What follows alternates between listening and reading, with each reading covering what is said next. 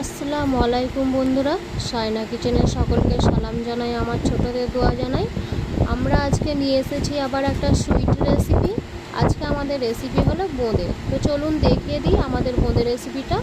এখানে একটা বাটিতে নিয়েছি 2 কাপ বেসন। বেসনটাই দিয়ে দেবো 1 কাপ পানি। এবার ব্যাটারটা আমরা তৈরি করে নেব। আমাদের ব্যাটারটা ভালো করে তৈরি করে নিয়েছি। এবার এটা 10 মিনিট ঢাকা দিয়ে রেখে দেব।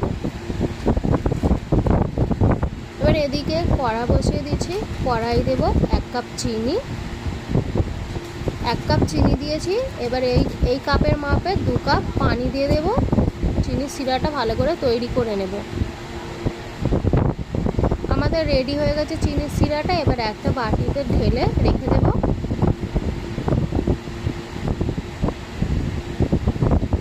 এদিকে কড়াইয়ে রিফাইন তেল দিয়ে দেব।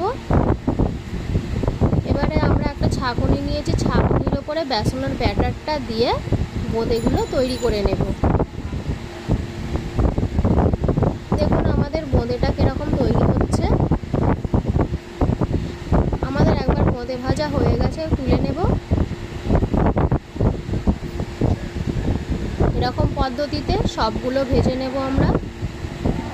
এবারে আমরা যতবার বোঁদেটা ভাজবো ততবার এই ছাঁকনিটাকে ভালো করে ধুয়ে মুছে নিতে হবে।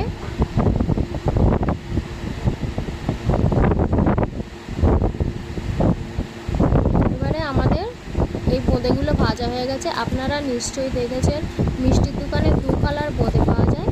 আমরা কিছুটা বেসনের ব্যাটার রেখে দিয়েছিলাম, এতে অরেঞ্জ ফুড কালার দিয়ে ঢেলে নেব। আমাদের রেড ফুড কালার নেই, সেজন্য অরেঞ্জ ফুড কালারটাই দিলুন।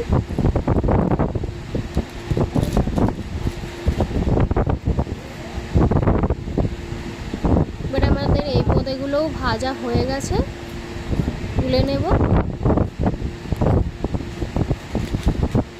আমাদের সব বোঁদেগুলো ভাজা হয়ে গেছে দেখুন। এবারে এই বোঁদেটা চিনি সিরাতে দিয়ে মাখিয়ে নিয়েছি ভালো করে। এবারে 1 ঘন্টার মতো রেস্টে রেখে দেব। দেখুন আমাদের বোঁদেটা রেডি। কেমন হয়েছে কমেন্টে জানাবেন, লাইক করবেন, শেয়ার করে দেবেন। আরও নতুন নতুন ভিডিও পেতে আমাদের চ্যানেলটিকে সাবস্ক্রাইব করে দেবেন।